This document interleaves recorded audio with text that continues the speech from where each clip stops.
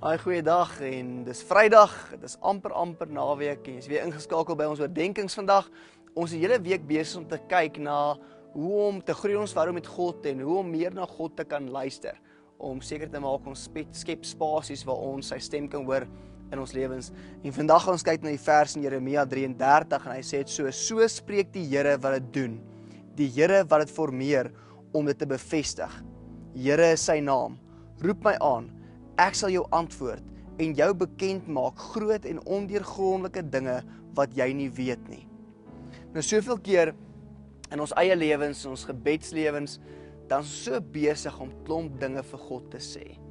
En ons nooit kans gee vir die Here om te spreek nie, om groot en ondeurgrondelike dinge aan my en jou bekend te maak nie. Dink gou vir my 'n bietjie hier aan jou algemene gebed. As jy nou eerlik is met jouself, ons bid en sê, Here, baie dankie vir die dag en Here, seën my in hierdie dag en help my in die dag. Ons dankie dat ons die veilig gehou het deur die nag en Here, help my om die stem te hoor, help my om te luister, help my om gehoorsaam te wees, help my om waar ook al ek gaan om veilig te wees. Here, seën my voedsel, Here, seën my vrou, seën my kinders. En dan sê op die einde, amen. En wat doen jy? Jy staan op en jy loop. Het jy ooit gedink hoe ongeskik is ons eintlik? Imagine jy is in 'n gesprek met 'n persoon en jy sê vir die persoon, "Haai, goeiedag, ek's Marius.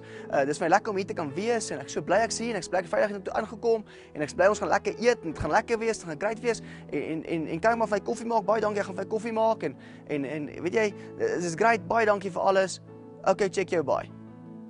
Dink hoe ongeskik sal dit voorkom as jy vir 'n ou nie eens 'n kans gee om met jou terug te kan praat nie. Maar ons doen dit elke dag amper met die Here in ons gebedstyd. Ons skep nooit 'n spasie waar ons vir die Here kan kans gee om aan ons bekend te maak sy groot en ondeurgrondelike dinge in ons lewens nie. Nou vandag wil ek vir jou vra in die gebed, gaan ons ook miskien so 'n klein bietjie anders doen. En ons gaan 'n spasie dalk miskien skep in jou eie gebed waar die Here met jou kan praat, met my kan praat oor wat hy graag wil hê. En ons hoef dit nie weer te doen of snaaks te doen nie. So ons gaan sommer oefen vandag so prakties hier in ons oordenking tydperk en ek gaan vandag vir ons bid en ons gaan 'n gebed bid en dan gaan ons 'n paar sekondes stil bly en net toelaat dat ons kan luister na wat die Here graag vir ons wil sê. So kom ons sluit ons oë en kom ons bid saam. Here, dankie vir die voorreg ons het om vandag mekaar te kan wees so as gelowiges reg oor Suid-Afrika wat inluister en ingeteken is hierop en ons gebed vandag is, Here, help ons om meer spasie te skep vir U om met ons te spreek. En vandag wil ons dit doen, Here, kom spreek met ons vandag.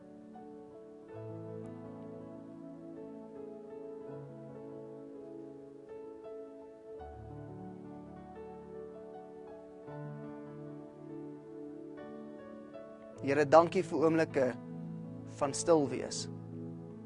Dankie vir oomblikke waar ons spasies kan skep waar U met ons kan praat. En help ons elkeen waar ons is om geleenthede skep vir U om te antwoord in ons lewens. In Jesus naam bid ons dit. Dankie, Here. Amen.